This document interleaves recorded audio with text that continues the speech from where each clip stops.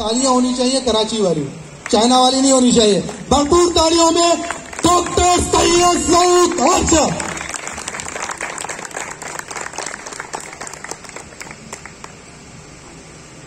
नहमदु व नुसल्ली अला रसूलिल करीम अम्मा बाद फाऊज़ु बिल्लाहि मिनश शैतानिर रजीम बिस्मिल्लाहिर रहमानिर रहीम। अस्सलामु अलैकुम व रहमतुल्लाह।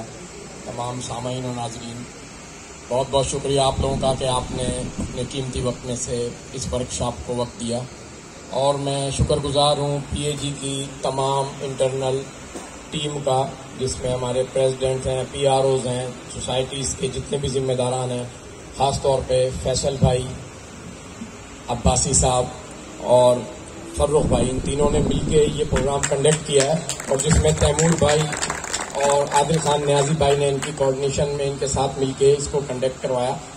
और मैं देख रहा हूँ कि क्राउड फुल है और तमाम सोसाइटीज़ ने भी ज्वाइन किया। ये बड़ा अच्छा अमल है और ये मैं कंटिन्यूस मुस्तकिल 2-3 जगहों पर देख रहा हूँ कि तमाम सोसाइटीज़ दूसरे सोसाइटीज़ के जो भी इवेंट होते हैं उसमें भरपूर शिरकत करती हैं और उनकी अप्रिशिएशन करती हैं। ये एप्रिसिएशन का जो मसला होता है और जो सिलसिला होता है ये बड़ा ज़रूरी होता है। उससे एक सोसाइटी में तक़वियत और जान आ जाती है और वो अपने मकासद में बेहतर काम करना शुरू कर देती है। मेरी शुरू से ये ख्वाहिश रही है कि तमाम सोसाइटियां एक दूसरे को सपोर्ट करें, ज्वाइन करें, उनके इवेंट्स ज्वाइन करें, उनके जितने भी मामलात होते हैं उनके अंदर शिरकत करें, ताकि एक दूसरे की हेल्प रहे और इसी तरीके से रौनकें बरकरार रहें। और मैं बड़ा इंजॉय करता हूं जब मैं देखता हूं कि तमाम सोसाइटी के लीडरान एक सफ में और एक रौ में बैठे होते हैं, तो ये मेरे लिए बड़ा खुशाइन अमल होता है। बताते खुद मेरी हमेशा से ये ख्वाहिश रही है कि तमाम सोसाइटी के जितने भी ओहदेदार हैं, जिम्मेदार हैं, वो साथ बैठें, हर इवेंट को साथ इंजॉय करें और अपनी चीजें शेयर करें और लाइफ को एंजॉय करें और हॉबी को एंजॉय करें। चले अब मकसद की तरफ आते हैं। मैं आप लोगों का बहुत ज्यादा टाइम नहीं लूंगा क्योंकि काफी टाइम गुजर चुका है। वर्कशॉप है, वर्कशॉपों में बिठाएं, उनको जो है ना उनके अंदर एक हौसला हिम्मत पैदा करें। देखें, हर मुकाबले में, चाहे वो एग्जाम का हो, चाहे वो मैदान का हो, चाहे वो किसी भी जगह का हो, अंदर से इंसान का एक खौफ होता है कि मैं अगर एग्जाम में फेल हो जाऊंगा तो क्या होगा, मैं अगर मैदान में हार जाऊंगा तो क्या होगा। लेकिन ये शौक इंसान को आगे नहीं जाने देता। उस वक्त आड़े टेढ़े बंड थे और ना होने पे बंड लग गए और बंड जीत गए। अब हुआ क्या, मैं आपको एक मिसाल दूं, वो बात थोड़ी हटके लब्बट से, लेकिन मिसाल देना क्योंकि मैं चाहता हूं कि वो ऐसी मिसाल दूं कि किसी का हर्ट ना हो, किसी की दिल आजारी ना हो। हुआ क्या कि यहाँ पर मैकपाई होते थे और कबूतरों में फैंसी गुब्बारा कबूतर में, और वो बड़े महंगे बिकते थे। उस वक्त के आज से 10-12 साल पहले के 60,000 रुपए का जोड़ा बड़ी रकम थी, बहुत बड़ी रकम थी। आजकल का देखें तो 6 लाख रुपए।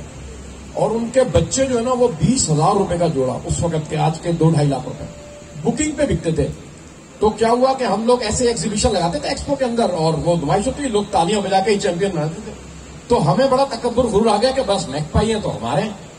तो मेरे एक पार्टनर थे सलमान हुसैन, ममनून साहब के बेटे, उन्होंने मुझे कहा कि देखो दुनिया काम कर रही है, लोग अप्रोच कर रहे हैं अच्छे बल्ड की तरफ, तुम इसी अंदर चौड़े रहोगे, मेरे अच्छे और लोग आगे अच्छा कर जाएंगे। तो इस घुमंड में नहीं रहो, ब्लड को देखो और देखो दुनिया में क्या चल रहा है। तो पता चला कि भाई एक ब्रीडर के पास बहुत बड़े मैकपाई हैं। तो जहूर राजा जानी वाले जो दोस्त हैं, उनका बेटा जो है ना वो अक्सर बाहर जाता था, कबूतरों का शौकीन था। उसको हमने जो है ना किया, भाई लाओ बर्ड लाओ। तो वो पहले जर्मन बूटी लेके आ गया, फिर वो जाकर मैकपाई लेके आया। तो उस वक्त हमने 80,000 रुपए का उससे मैकपाई का जोड़ा लिया, जो अनएक्सपेक्टेबल रेट थे। और लोगों ने कहा कि भाई लुट गए, बर्बाद हो गए, तुम लोगों ने तो टीका लगवाया वो भी इतना बड़ा, 80,000 रुपए का जोड़ा ले लिया। आप यकीन जाने उस जोड़े के 70-70, 80-80,000 और 1-1 लाख के बच्चे बुक होके बिके और वो बर्ड का लेवल था। तो क्या होता है कि कभी कभी आप कुछ चीजें जीत रहे होते हैं या कुछ चीजें आपके हाथ में आगे होती हैं, या वक्त की एक कोई चीज होती है जो आपको चढ़ा देती है। आपने अपना एहतसाब करना है, एनालाइज करना है कि क्या मैं इससे बेहतर कर सकता हूं। अगर आपके अंदर ये सलाहियत और कोशिश होगी तो आप ग्रोथ करेंगे। अगर आप ये समझेंगे अब मैं ही बेहतर हूं और कोई दूसरा हो ही नहीं सकता, अब मैं ही सबसे सुपर ब्रीडर हूं, कोई दूसरा हो ही नहीं सकता, तो क्या होगा कि आपकी ग्रोथ रुक जाएगी। आपके अंदर जो है ना इंकरेजमेंट नहीं आएगी, आपके अंदर जज्बा नहीं आएगा काम करने का, आपके अंदर शौक डेवलप नहीं होगा अपग्रेड करने का, और वो चीज आपको एक टाइम पर जो है ना वो पीछे ले जाएगी। तो आप लोगों ने अपने बर्डों में हर दफा कोई ना कोई नुक्स, कोई ना कोई ऐप, कोई ना कोई क्वालिटी को जो है ना निकालना है। और उसके ऊपर जो है ना वो लेके आना है। मेरा ख्याल है तमाम कोरम पूरा हो गया, तमाम लोग आ गए, तो हम जो है ना वर्कशॉप का आगाज करते हैं। और बेहतर बर्ड देख लिए 3-4 महीने पहले, लेकिन क्योंकि बर्ड भीग पे लगे हुए थे, कालू में लगे थे, उनके दुम पर टूटे हुए थे, तो आपने क्या करना है कि 3-4 महीने पहले उनके पर प्लग कर देना ताकि उनके फ्रेश पर आ जाए। एक बात हो गई। फिर क्या करना है कि जब आप उनको प्लग करते हैं तो सेपरेट केजेस में ऐसी जगह खड़ा करें जहां पे वो लड़ भिड़ के अपनी कलियां जो खून वाली आ रही वो ना तोड़ दें। तीसरा आपने क्या करना है कि उनकी डाइट का खास ख्याल रखना है कि जो उनकी खुराक के मेजर कंपोनेंट हैं, जो उनकी रिक्वायरमेंट है अपने फ्रेश फेदर लाने के लिए, अपनी बॉडी को बिल्ड करने के लिए, वो पूरी होनी चाहिए। जो भी लोग अपनी कंपोजिशन बनाते हैं उसके अंदर थोड़ा सा प्रोटीन लेवल आम उससे बढ़ा दें ताकि वो जरा अच्छी फेदरिंग करके जरा बेहतर क्वालिटी के अंदर फिनिशिंग में आ जाए। फिर आपने बर्ड्स का बिहेवियर जज करना है शो बॉक्स में बिठा के कि उस बर्ड का बिहेवियर क्या है। क्या वो बर्ड शो बॉक्स में बैठने के बाद परफॉर्म करता है, या सिर्फ नया होने क्या से डर रहा है, या उसके अंदर कोई जंगलीपन है, खौफ है बड़ी एवरी का। तो आपने उसको छोटी एवरी में, ऐसी एवरियों में लेके आना है और इस तरह के जो है ना 6-6 इंच के स्टेप वाले स्टेप लगा देना लकड़ी के या जो भी आपके अवेलेबल हो, ताकि वो जंप कर करके स्टेप से आगे बैठता रहे और उसको इस डंडी में बैठने की आदत पड़ जाए। और आपने उसको उसके फ्रंट से लाजमी ऑब्जर्व करना है करीब जाके, और आपके पास ऐसी एक स्टिक होनी चाहिए। ये जादू की छड़ी है जो मैं अंदर निकाल के रखी थी, अब ये बाहर आ गई है। इसके बड़े करामात हैं, ये मुझे एक जज ने गिफ्ट की थी चैंपियनशिप के बाद, तो अभी तक ये सलामत है, अब देखें कब तक रहती है। तो आपके पास ऐसी एक स्टिक हो, हर जगह से कोई भी लकड़ी आप लेकर झारबंद डालनी भी चला सकते हैं, लेकिन वो लकड़ी होनी चाहिए ताकि आपके बर्ड का जो है ना खौफ जो है ना इस लकड़ी से निकल जाए। और वो लकड़ी आप जब भी बर्ड को देखने जाए वो लकड़ी उठाएं, और क्योंकि आप हमें पता नहीं ना कहाँ के जज आ रहे हैं। एक इजिप्शियन जज आया, उसको तो नीचे से लकड़ी देने की आती। मैं वहां चैंपियनशिप लड़ने गया लाहौर में, मेरी वीडियो बनी हुई, आप जाके देखिएगा, उसको तो धमाधम लकड़ियां मारनी शुरू कर दी धूम पे, मेरी तो हवा निकल गई। मैंने कहा ये तो आदि नहीं है धूम पे लकड़ी खाने के। तो बाद में पता चला कि भाई ये काम भी करना पड़ेगा अगले शो के लिए, बर्डों को तैयार करने के लिए उनको फुल लकड़ी से। लेकिन लवबर्ड में ऐसा इतना आधा नहीं होता। फिर भी आपको अपने बर्ड को लकड़ी टच करना, लकड़ी करीब कर लेके जाना और लकड़ी से दोस्ताना माहौल के अंदर चलाना जरूरी है कि जब आप उसकी लकड़ी बैक की तरफ लेके जाएं तो वो जंप मार के आपको देखता हुआ दूसरी अपनी स्टिक पे पर्च पे आ जाए।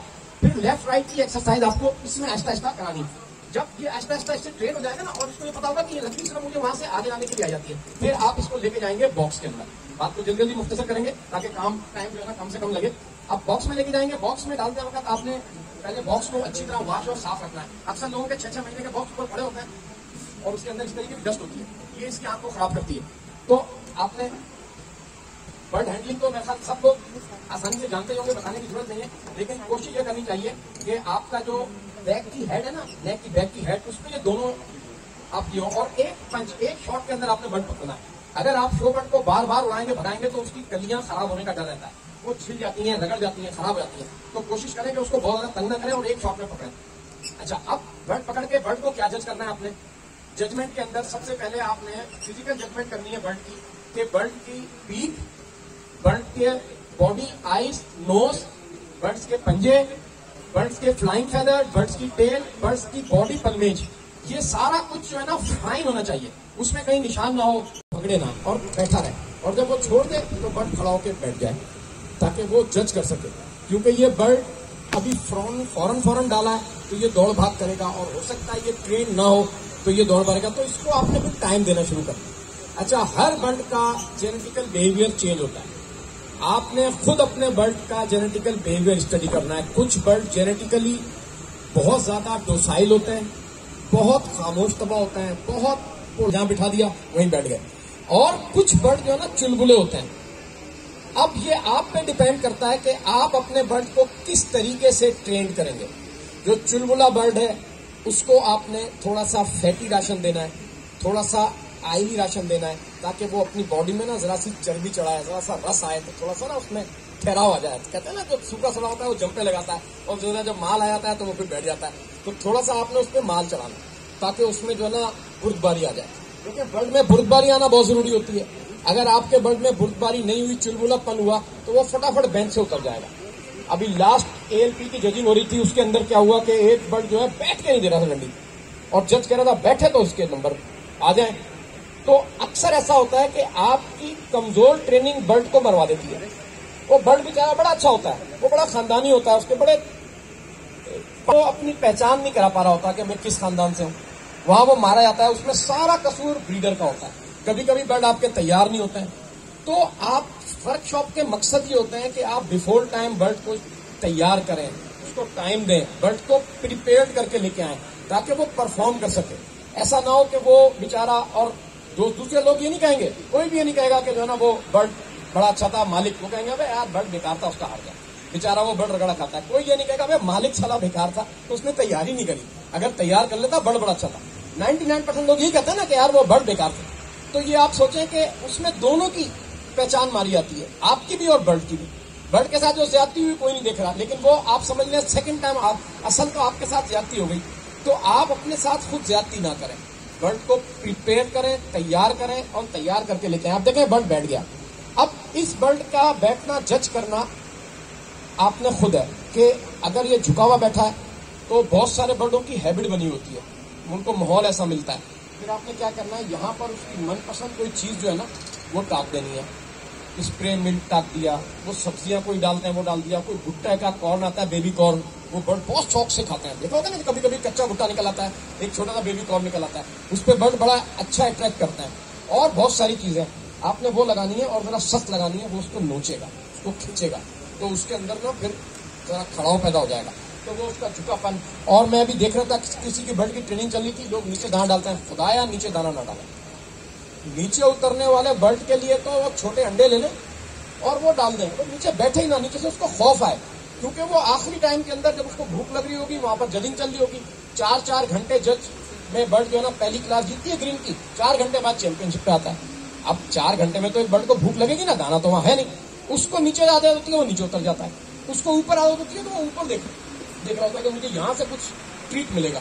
तो उस वक्त वो जज को अपनी अपीयरेंस दे रहा होता है, खड़े होकर अपना स्टांस शो कर रहा होता है, और फिर जाके बैठता फिर आता है, तो वो बर्ड को अट्रैक्ट करता है। भूखा होता है वो नीचे उतर के बैठ जाता है, डंडी होता है फिर नीचे उतर जाता है, फिर डंडी होता है, फिर वो चुलमुलेपन में एक तरह से भागना दौड़ना शुरू कर देता है, वहां वो बर्ड मारा जाता है। तो आप इन चीजों का खास ख्याल रखें, ये बहुत इंपॉर्टेंट चीजें होती हैं विन करने के लिए। जब अब इस किस्म के शो हो रहे हैं कि अभी जो है ना बहुत भागा दौड़ी लगी है, तो मैं समझता हूं कि हर बंदा अच्छा बर्ड तैयार करा के अपना टाइटल जीत सकता है। ये आइडियल मौका है हर बंदे को किसी न किसी क्लास में, और पीएजी ने इतनी ज्यादा क्लासें कर दी हैं और हर क्लास के टाइटल रखे हैं, तो मैं समझता हूं कि जितने लोग आएंगे कोई ना कुछ लेकर ही जाएंगे, और वो फिर एक जज्बा और एक अज़म पैदा हो जाएगा चलने का। तो इस तरीके से बर्ड को जज करें, बर्ड की क्वालिटी को जज करें, और कोशिश करें कि जब आप बर्ड को शो बॉक्स में ट्रेन कर रहे होते हैं तो उनके पार्टनरों के साथ डालते वक्त इस चीज का खास ख्याल रखें कि वो उस पर अटैक ना कर दें। और मैटर बताएंगे जी, अगर किसी के पास कोई क्वेश्चन हो, आप में से किसी के पास किसी किस्म की क्यूरी हो, चाहे बेसिक लेवल की हो या नेक्स्ट लेवल की हो, आप हैंड रेज करके पूछ सकते हैं। अगर आप हैंड रेज नहीं करना चाहते तो आपको चिट दी जाएगी, आप चिट पे लिख के दे सकते हैं, मैं रीड करके सर को बता दूंगा और सर आपको आंसर करेंगे। तो होना भी ऐसा चाहिए। वर्कशॉप का मतलब ये होता है क्लासरूम, और एक क्लासरूम अच्छी वही होती है जिसमें अच्छे स्टूडेंट, इंटरेक्टिव स्टूडेंट हो, ऐसा ना लगे कि बुतों से बातें की जा रही हैं। तो अल्हम्दुलिल्लाह हमारे लोग बहुत ज़बरदस्त लोग हैं, इंटेलेक्चुअल लोग हैं, तो आप प्लीज़ जबरदस्त। विनोद भाई ने हैंड रेज किया। डॉक्टर साहब एक चीज़ है, जैसे बर्ड का स्टांस, और जैसे भी आपने कहा कि ऊपर कोई चीज़ उसके लटका दें, चाहे वो पौंज हो या कोई चीज़ हो। अब जिस बर्ड में स्टांस अच्छा होगा वो तो ऑब्वियसली स्टिक पे बैठेगा, नज़र आ जाएगा उसमें, और इस पर लगवा के उसकी एक्सरसाइज कराने में बर्ड आप क्या समझते हैं कि अपने स्टांस के साथ आ जाएगा? नहीं, देखें जो बर्ड नीचे उतर रहा है, मेरा ख्याल में शायद बात को सही समझा नहीं पाया इन्होंने, शायद बात गलत अडॉप्ट की या मैं बताने में गलती कर जाऊंगा। जिसका स्टांस है वो तो रहेगा, जो खानदानी क्वालिटी रखता है वो तो रहेगा, लेकिन आदतें इंसान की शख्सियत को चेंज कर देती हैं। बर्ड की भी आदतें पड़ जाती हैं, पिंजरों में रह के, दूसरे बर्डों से डर के, कॉलोनी में रह के, कि वो झुकाव पैदा कर करके, ऊपर से बर्ड अक्सर लोचते होते हैं, वो बैठने की आदत खराब कर देता है, शो बॉक्स का आदी नहीं होता, झुक झुक के बैठ के ऐसे देख रहा होता है।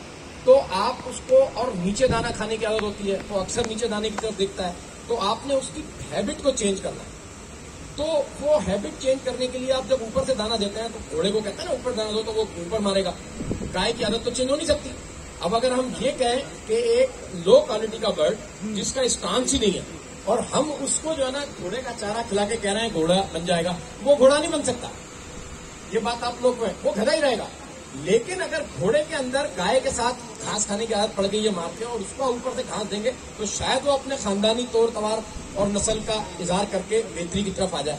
तो आदात को चेंज करने की बात हो रही है। जेनेटिकल मेकअप तो हम चेंज ही नहीं कर सकते, वो तो कुदरत की तरफ से दिया हुआ है। और मैंने बताया ना कि कुछ तो बर्ड बिहेवियर जेनेटिकल वाइज इतने अच्छे होते हैं जेनेटिकली कि उनको कुछ करने की जरूरत नहीं होती। मेरा अपना एक्सपीरियंस है, उनको आपने 1 साल बाद शो बॉक्स में डाला निकाल के, और आप सोच रहे हो कि इस पर तो बड़े अभी मालिश करूंगा, तैयार करूंगा कोडी कोडी के लिए, वो तो बैठ के कहते हैं बस मैं तो रेडी हूँ। तो बंदा कहता है यार ऐसा भी, और ऐसा हुआ भी कि बहुत सारे बर्ड ऐसे होते हैं जिनकी परफॉर्मेंस बेंच पे बड़ी अच्छी होती है, और उसको आप किसी वक्त भी जाके शो बॉक्स में डालो, शावर दो, ले जाओ शो में। और बहुत सारे बर्ड होते हैं उनके बिहेवियर अच्छे नहीं होते, आपको बहुत बहुत बहुत तकव्वुदों के साथ उसको तैयार करना पड़ता है।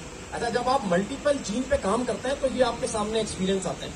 बहुत सारे लोगों के पास बने बनाए बर्ड मिल जाते हैं, यूरोपियन चैंपियन का बर्ड आ गया, वो तो यूरोपियन चैंपियन है। तो वो बहुत सारे लोगों को मेहनत करके, आउट क्लास करके, लाइनों को कंटिन्यूस वर्क करके कई साल बाद अपना स्टैंडर्ड मेंटेन करना होता है, तो उनके लिए बड़े चैलेंज आते हैं, उनके लिए बड़ी कंप्लेन आती है। तो हर किस्म के बर्ड होते हैं, लोगों के पास हर किस्म की जीन होती है, और वो जीन के हिसाब से वर्क करते हैं, और उनके अलग अलग एक्सपीरियंस होते हैं। जी, मेरे ख्याल अदनान यूनुस भाई का सवाल आया। मैं चाहूंगा कि आप इस बात पर नजरसानी करें कि क्या आया शो की तैयारी के लिए जो बर्ड हम अलग करते हैं उसके लिए हमें कितना अरसा रिक्वायर्ड होता है कि हम अपना बर्ड तैयार कर सकें? क्या ये बात सही है कि शो अनाउंस हुआ और विद इन नो टाइम हम बर्ड अपनी एवरी से उठाकर ले गए और शो में प्रेजेंट कर दिया?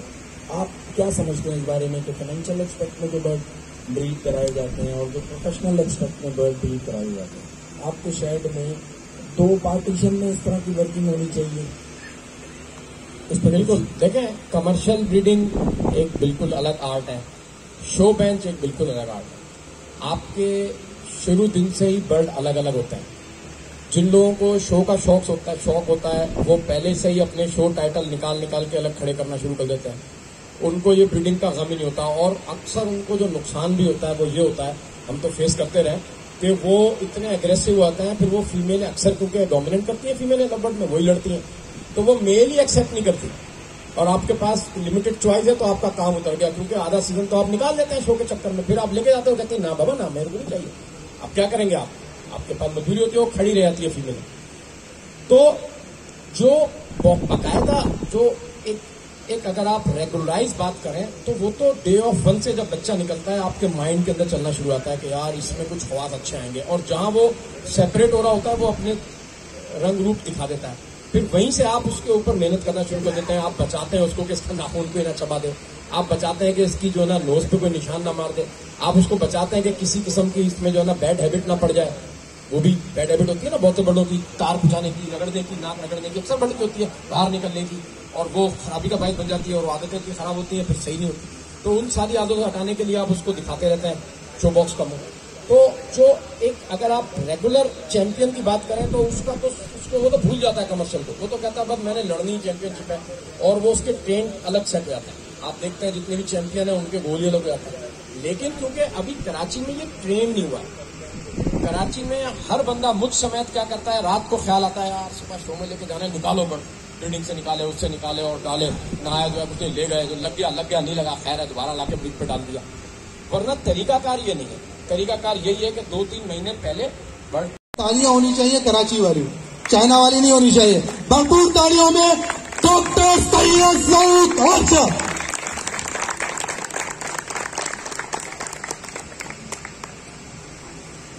नहमदुहु व नुसल्ली अला रसूलिल करीम, अम्मा बाद, फ़ाऊज़ु बिल्लाहि मिनश शैतानिर रजीम, बिस्मिल्लाहिर रहमानिर रहीम। अस्सलामु अलैकुम व रहमतुल्लाह। तमाम सामाईन और नाज़रीन, बहुत बहुत शुक्रिया आप लोगों का कि आपने अपने कीमती वक्त में से इस वर्कशॉप को वक्त दिया, और मैं शुक्रगुजार हूँ PAG की तमाम इंटरनल टीम का, जिसमें हमारे प्रेसिडेंट हैं, PROs हैं, सोसाइटीज़ के जितने भी जिम्मेदारान हैं, ख़ास तौर पे फैसल भाई, अब्बासी साहब और फर्रुख भाई, इन तीनों ने मिलके ये प्रोग्राम कंडक्ट किया है, और जिसमें तैमूर भाई और आदिल खान न्याजी भाई ने इनकी कोऑर्डिनेशन में इनके साथ मिलके इसको कंडक्ट करवाया। और मैं देख रहा हूँ कि क्राउडफुल है, और तमाम सोसाइटीज ने भी ज्वाइन किया, ये बड़ा अच्छा अमल है। था और वो तकरीबन आ चुके हैं तमाम, अब कोई राह भी नहीं है, और वर्कशॉप को कंडक्ट करते हैं। देखें, वर्कशॉप पहले भी आप लोग देख चुके होंगे, मेरे ख्याल काफी सारे लोग ऐसे हैं जो पहले भी वर्कशॉप यहाँ पर एक हुई थी उसको कंडक्ट कर चुके हैं, देख चुके हैं। तो ये तो एक याद दहानी होती है और लोगों को इंकरेज करना होता है शो की तरफ रागिब करने के लिए। बेसिक मकसद तो आजकल मेरे एक दोस्त ने कहा कि सब लोगों को बहुत सारी चीजें पता है और वो बार बार देखते भी रहते हैं और इंटरनेट से और दूसरी जगहों से सुनते भी रहते हैं, लेकिन एक इवेंट अरेंज करने का मकसद होता है लोगों में इंकरेजमेंट बढ़ाना, लोगों में शौक डेवलप करना, शो का कल्चर डेवलप करना, शो का कॉन्सेप्ट डेवलप करना। तो इस कॉन्सेप्ट के तहत आज ये महफिल सजाई गई है और आज हम चीदा बेसिक बातें करेंगे। बहुत सारे तो माशाल्लाह हमारे साथ चैंपियन बैठे हुए हैं और बहुत सारे जो हैं वो सीनियर ब्रीडर हैं जो ये सारी चीजें मुझसे बहुत बेहतर जानते होंगे और बहुत बेहतर करते भी होंगे, लेकिन बहुत सारे ऐसे जूनियर होंगे जिनके लिए ये चीजें नहीं होंगी और उनको इन चीजों से फायदा होगा और उनकी रग़बत जो है ना वो शो की तरफ बढ़ेगी। इस सारे मकासद के लिए आज काम करते हैं। देखें, सबसे पहले हमें क्या करना होता है कि आपको अपनी एवरी में से वो बर्ड सेलेक्ट करने होते हैं कि जिन बर्डों को